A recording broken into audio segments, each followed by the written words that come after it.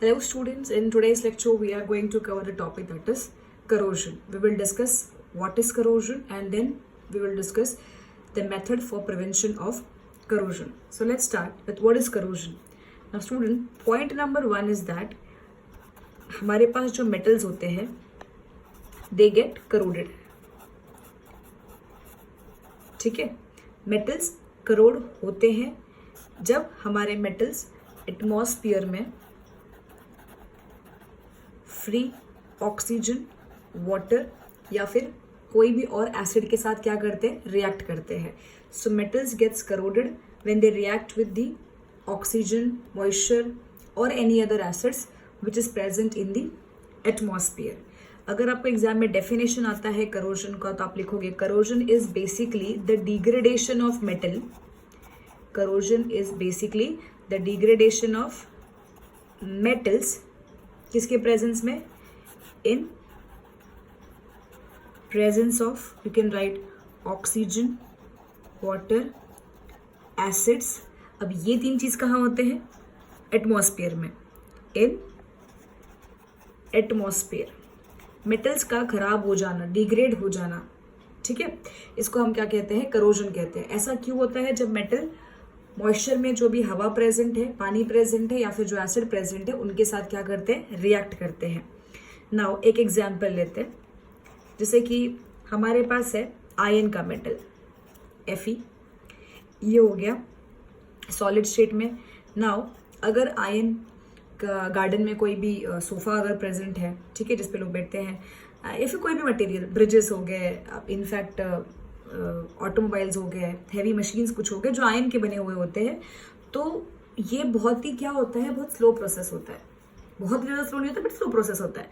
सो ion ये जो है मेटल, ये क्या कर जाता है, ऑक्सीजन गैस के साथ रिएक्ट करता है जो एटमॉस्फेयर में प्रेजेंट है, प्लस वाटर के साथ रिएक्ट करता है जो एटमॉस्फेयर में प्रेजेंट है, एंड इट फॉर्म्स Fe2O3.XH2O. ठीक है, इसे आप बोलोगे आयन ऑक्साइड और यही होता है स्टूडेंट्स रस्ट का फॉर्मूला. करोजन आप इसको आयन के लिए रस्टिंग भी कह सकते हो. This is the formula for rust, जहां पे आयन का जो ऑक्सीडेशन स्टेट है वो +3 में है, तो आप इसे क्या बोलोगे, आयन ऑक्साइड भी कह सकते हो. करेक्ट है. दूसरी चीज, करोजन के प्रोसेस को हम ऑक्सीडेशन प्रोसेस भी कहते हैं. वाई, बिकॉज याद रखो corrosion it is basically an oxidation reaction. corrosion it is the oxidation process. क्योंकि आप क्लियरली देख रहे हो यहाँ पे Fe पहले अकेला था, प्रोडक्ट साइड पे Fe ने क्या किया है, ऑक्सीजन को गेन किया है. यहाँ पे ऑक्सीजन नहीं था, राइट हैंड साइड में it has oxygen. So whenever there is gain of oxygen so that reaction is called as oxidation. दूसरी बात आप ये नोटिस करोगे कि रिएक्टेंट साइड के पास Fe के ऊपर 0 चार्ज था, न्यूट्रल स्टेट में था, आइसोलेटेड फॉर्म में था, एंड प्रोडक्ट साइड में Fe के ऊपर +3 की चार्ज आती है. इस कंपाउंड में जब आप इसको ब्रेक करोगे, मतलब यहाँ पे आप देखोगे Fe का ऑक्सीडेशन स्टेट +3 में है, तो Fe के ऊपर +3 चार्ज आ गया. ऐसा कब होता है, जब Fe ने क्या किया रहेगा, 3 इलेक्ट्रॉन्स को लूज किया रहेगा. ठीक है, तो उसके ऊपर लग गया, जितना नेगेटिव चार्ज लूज करोगे एटम के ऊपर उतना क्या लगता है, पॉजिटिव चार्ज लगता है. So again can I say that this process it is a loss of electron, and students जब भी loss of electron होता है तो प्रोसेस को भी हम क्या कहते हैं, ऑक्सीडेशन कहते हैं. ठीक है, सो बेसिकली जो भी रस्टिंग का प्रोसेस, करोजन का प्रोसेस होता है, तो वो आपको ये मल्टीपल MCQ या फिर फिलिप्स में आ सकता है. Corrosion is a dash type of process. तो अगर ऑप्शन रहा ऑक्सीडेशन, रिडक्शन, ठीक है, तो आपका आंसर आना चाहिए it is an oxidation process. ठीक है, मेटल्स यहाँ पे ऑक्सीजन को गेन करता है और ऑक्साइड्स बनाता है, और इसमें मेटल इलेक्ट्रॉन्स को क्या करता है, लूज करता है. सो बेसिकली दोनों के केसेस में यहाँ पे आयन जो है वो क्या हो रहा है, ऑक्सीडाइज हो रहा है. ठीक है, ओके. अब स्टूडेंट्स बात ये है कि यूजुअली आयन एक ऐसा मेटल है, इसका जो रस्टिंग होता है ये हमारे लिए बहुत सारी मुश्किलें सामने लेके आती है, बिकॉज आयन या फिर स्टील हम काफ़ी ज़्यादा जगहों पर क्या करते हैं, यूज़ करते हैं. जैसे कि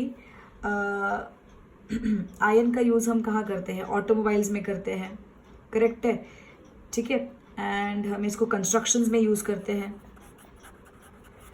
I'm writing over here. We use iron in construction works. We use iron in infrastructure work. Infrastructure में यूज़ किया जाता है. हम ब्रिज बनाने के लिए भी आयरन का यूज़ करते हैं. फिर ट्रांसपोर्ट्स में भी, रेल ट्रांसपोर्ट में भी यूज़ किया जाता है. ठीक है. शिप बिल्डिंग में भी यूज़ करते हैं.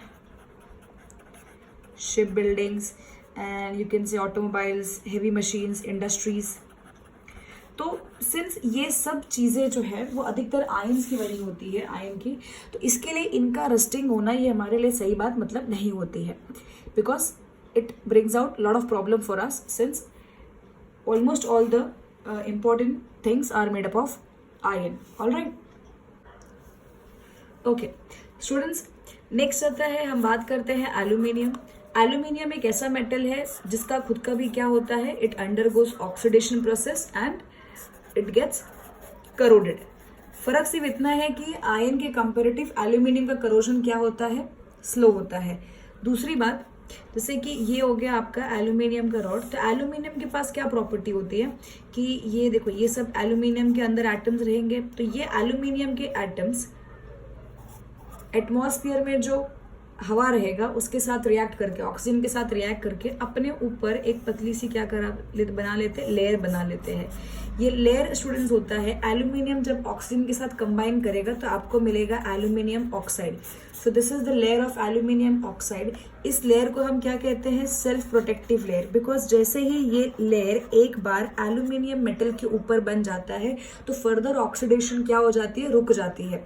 ठीक है. तो एल्यूमिनियम खुद को ही प्रोटेक्ट कर लेता है. इसके लिए आप इसको एल्यूमिनियम को सेल्फ प्रोटेक्टिव मेटल भी कह सकते हो. It will react with the oxygen which is present in the atmosphere. It will form a thin layer which prevents the aluminium from further corrosion. क्योंकि एक बार ये प्रोटेक्टिव लेयर बन गए तो ये तो लेयर तो स्टेबल हो गया ना, एल्यूमिनियम ऑक्साइड ऑलरेडी तैयार हो चुका है. तो अब ऑक्सीजन अगर अटैक करने की कोशिश भी करेगा तो हमारे पास प्योर जो एटम्स है आइसोलेटेड, वो तो अंदर की तरफ है. बाहर तो क्या है, कंपाउंड बन चुका है एल्यूमिनियम ऑक्साइड का.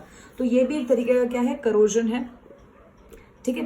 दूसरी बात आपको ये चीज में ध्यान रखनी है, जैसे कि आपके पास मेटल्स हो गए, सोडियम या फिर पोटेशियम. नाउ ये सब क्या है, हाईली रिएक्टिव मेटल्स है. और ये ऐसे नहीं कि हाईली रिएक्टिव मेटल्स का करोजन नहीं होता है, इन मेटल्स का रैपिड करोजन होता है.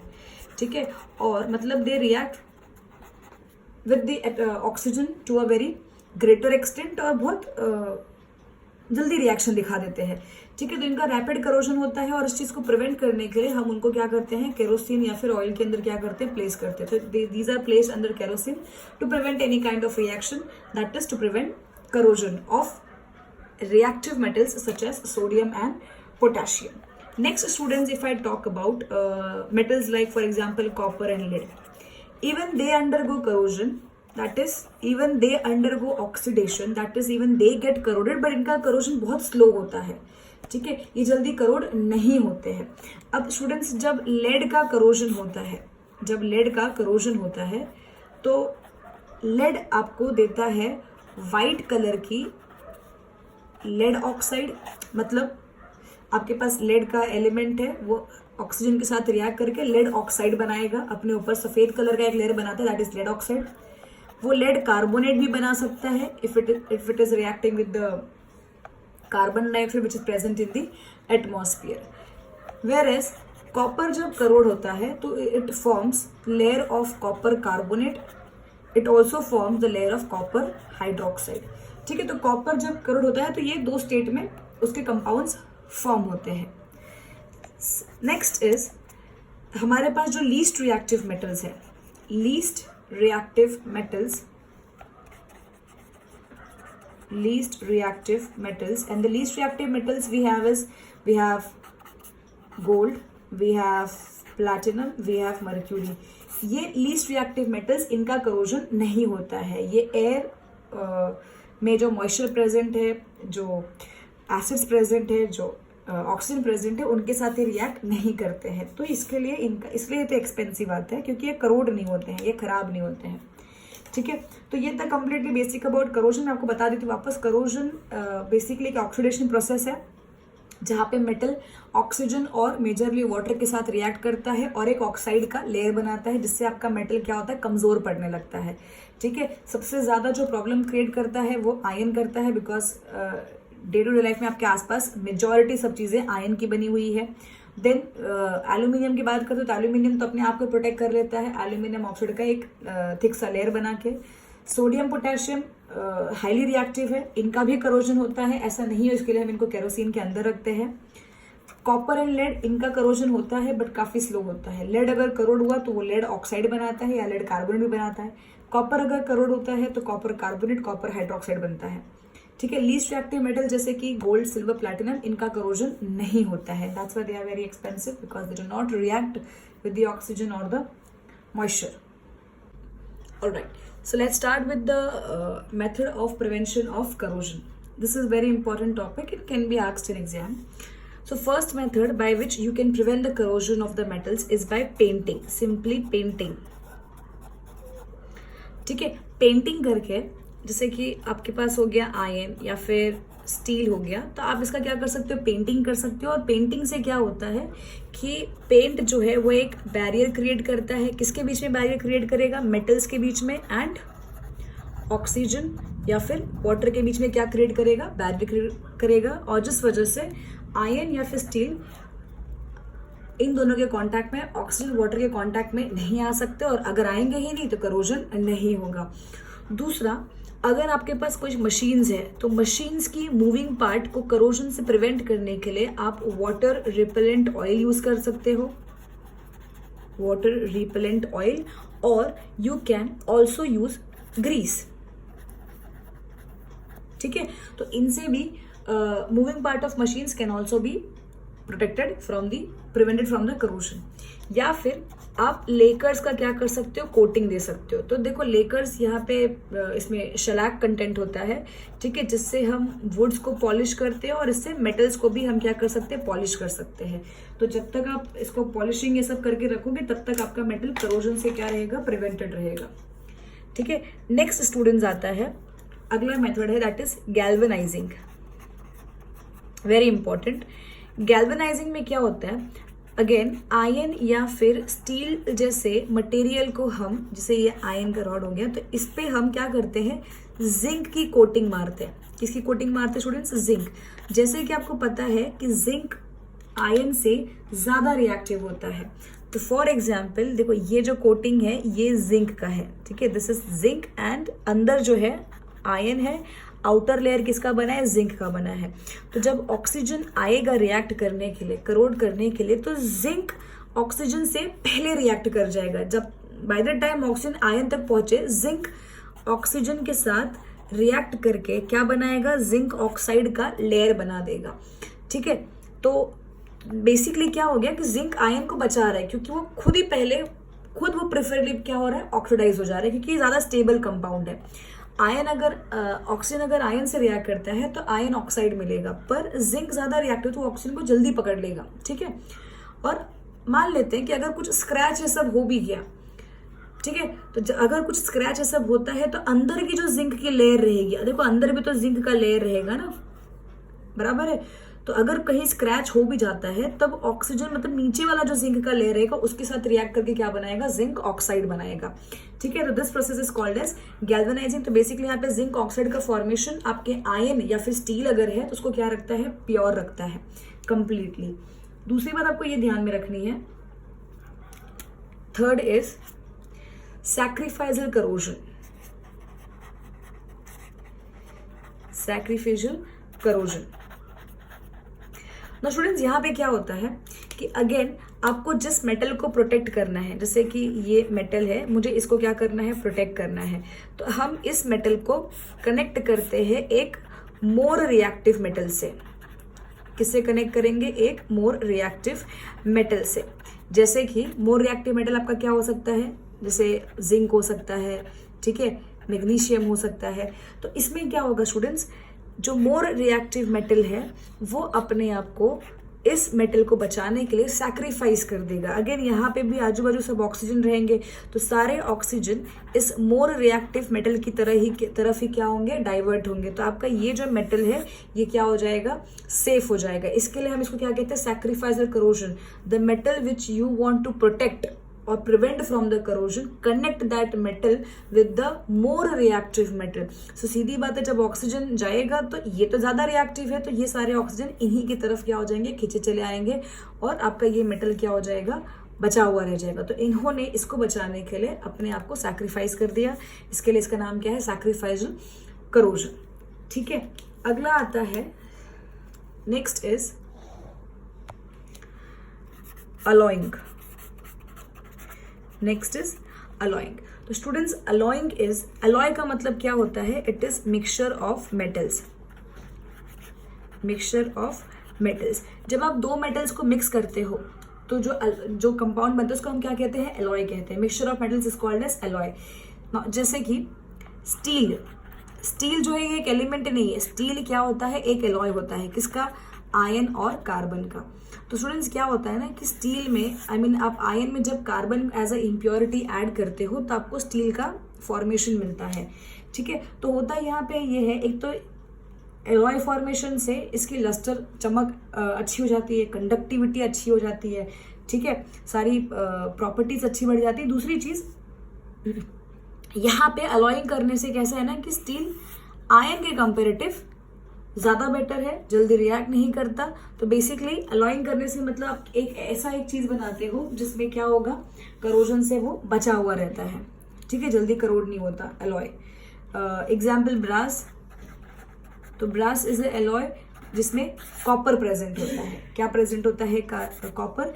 तो ये जो ब्रास है, अगर आप सिर्फ कंप्लीटली कॉपर यूज करोगे तो आपको पता है उसमें रस्ट जल्दी, करोजन जल्दी हो जाएगा. लेकिन ब्रास अगर आप यूज करोगे, उसका अलॉय यूज करोगे कॉपर का, तो करोजन यहाँ पे जल्दी नहीं होगा.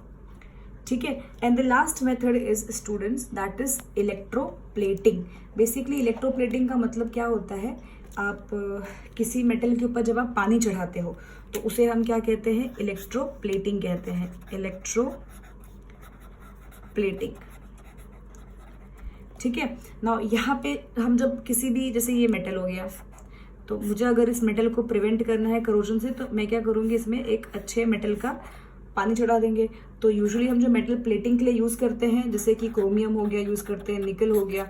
एक तो कैसा है ना कि इससे क्या होता है, मेटल की चमक ये सब अच्छी हो जाती है और दिखने में भी क्या होता है, अच्छा दिखता है. ठीक है, जैसे अगर आपको स्टील को अच्छा दिखाने के, तो स्टील के ऊपर आप टिन की क्या कर सकते हैं, कोटिंग कर सकते हैं.